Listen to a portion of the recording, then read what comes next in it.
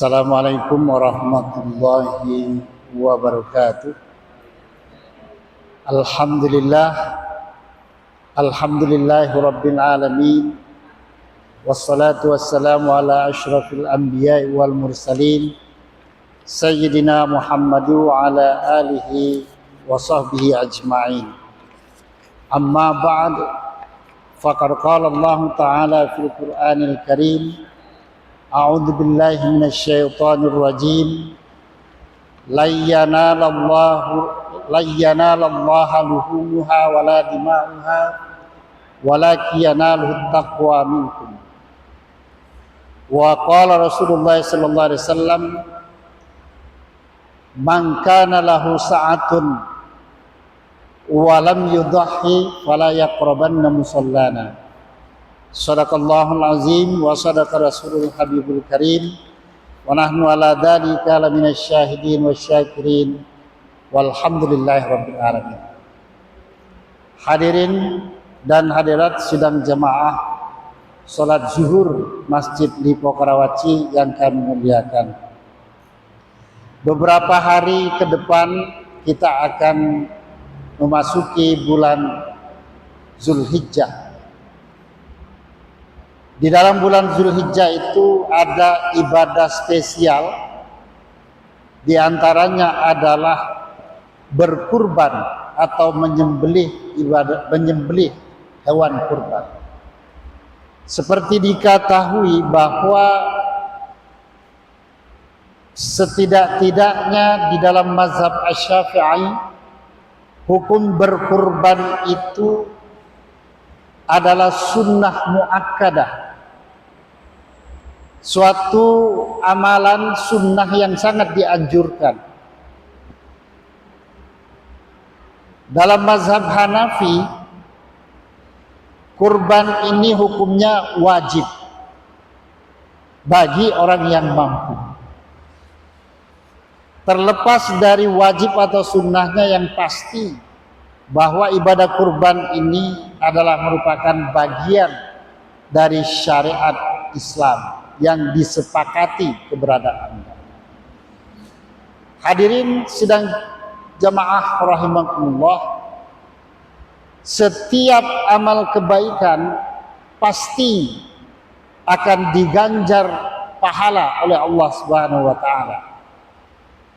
Demikian pula halnya ibadah kurban yang sunnah muakkadah ini tentunya juga dijanjikan ganjaran yang luar biasa oleh Allah Subhanahu wa taala. Salah satu hadis yang sering dikutip berbicara tentang ganjaran ataupun fadilah ibadah kurban ini adalah sebuah hadis yang diriwayatkan oleh Imam At-Tirmidzi nomor 1493, di mana Rasulullah sallallahu alaihi wasallam pernah bersabda, "Ma amila ibnu adama yauman nahri min amalin." Tidak ada amalan yang dilakukan oleh anak Adam pada hari nahar, pada hari kurban, ahabbu ilallahi, yang lebih dicintai oleh Allah, min ihraqid dam, daripada mengalirkan darah. Mengalirkan darah atau ihraqid dam di sini maksudnya adalah berkurban. Terjemah bebas kalimat ini adalah bahwa amalan sunnah yang paling dicintai oleh Allah pada hari nahar. Hari nahar itu 10 Zulhijjah. Ditambah lagi hari-hari tasyrik 11, 12, 13 Zulhijjah. Nah, amalan sunnah yang paling afdol dilakukan pada hari-hari ini adalah menyembelih hewan kurban. Bukan berarti amalan sunnah yang lain tidak baik. Tetapi di sini yang terbaik, yang paling baik di dalam kitab I'anatut Talibin, Hasyiah kitab Fathul Mu'in, Sayyid Al-Bakri Asy-Syata mengatakan bahwa di hari-hari nahar dan tasyrik itu menyembelih hewan kurban bahkan lebih afdal daripada bersedekah. Nah sekarang kita bayangkan Pak, sedekah itu 700 kali lipat pahalanya. Nah kalau kurban pastinya di atas itu, karena melebihi. Berkurban pada hari-hari itu nahar dan tasyrik lebih afdal, pahalanya lebih besar, lebih luar biasa dibandingkan dengan bersedekah. Nah itu yang pertama.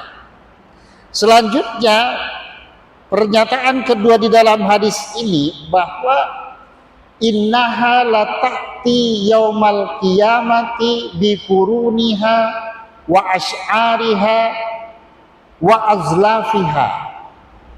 Sesungguhnya hewan kurban yang telah kita sembelih itu nanti pada hari kiamat akan bangkit, akan datang lengkap dengan tanduknya, lengkap dengan bulu-bulunya, lengkap dengan azlafiha, kukunya.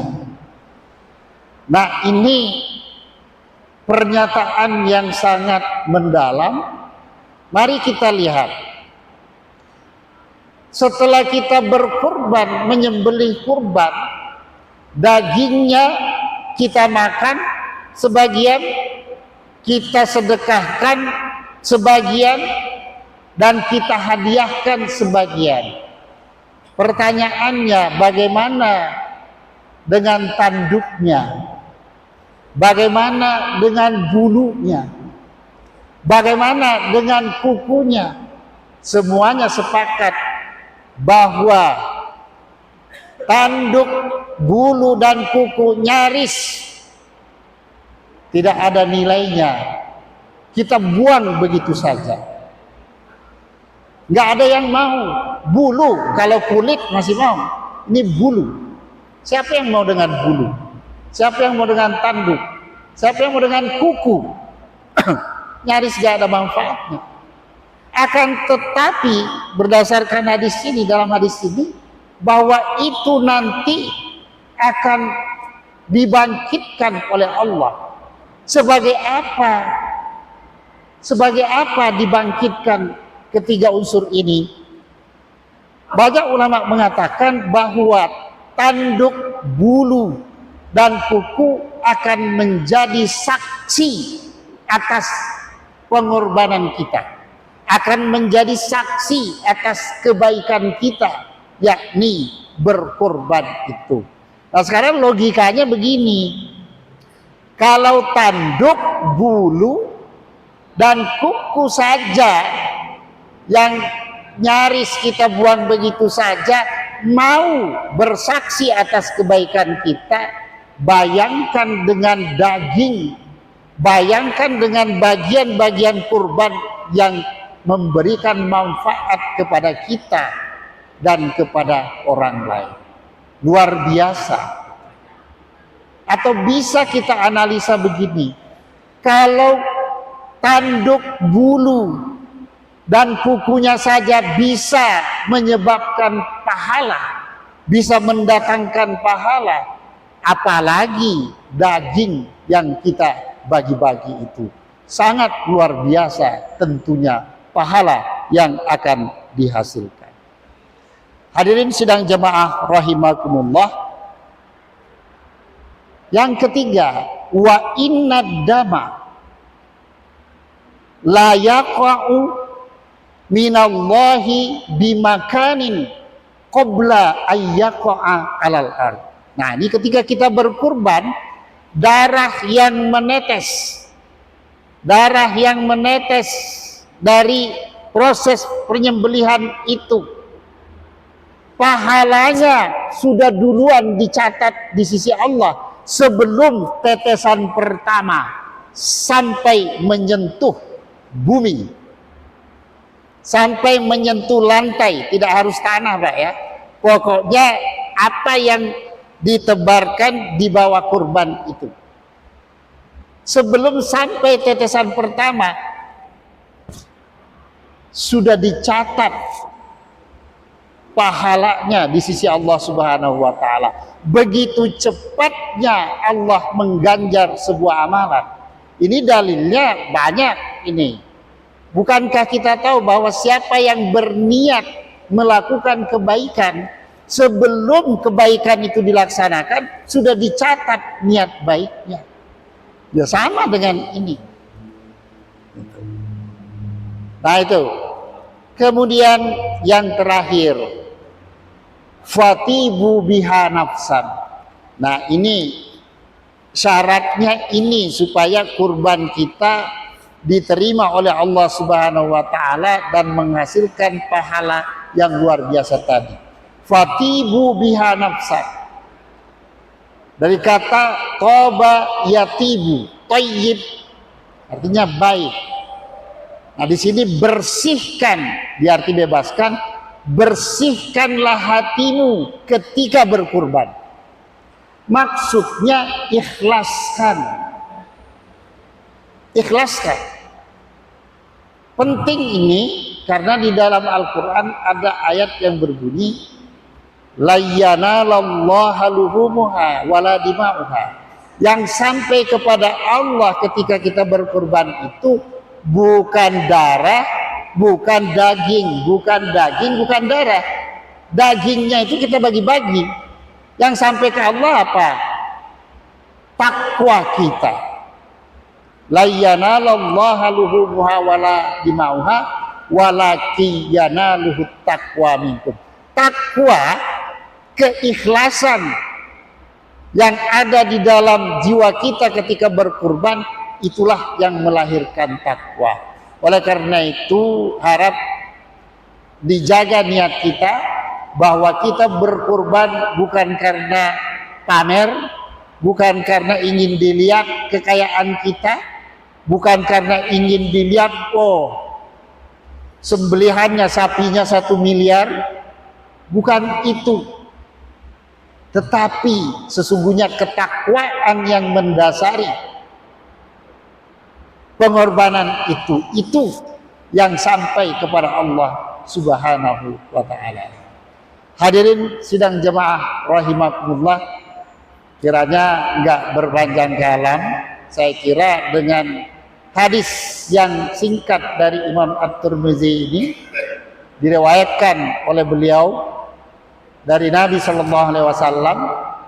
Mudah-mudahan kita yang pada tahun ini diberi kesempatan oleh Allah Subhanahu wa taala untuk menunaikan ibadah kurban ini, kiranya diberi keikhlasan untuk berkurban, sehingga dengan keikhlasan itu hewan kurban kita akan menghasilkan pahala yang sungguh luar biasa sebagaimana disinggung oleh Nabi tadi. Hadanallahu wa iyyakum ajma'in. Barakallahu li wa lakum. Billahi taufiq wal hidayah. Assalamualaikum warahmatullahi wabarakatuh.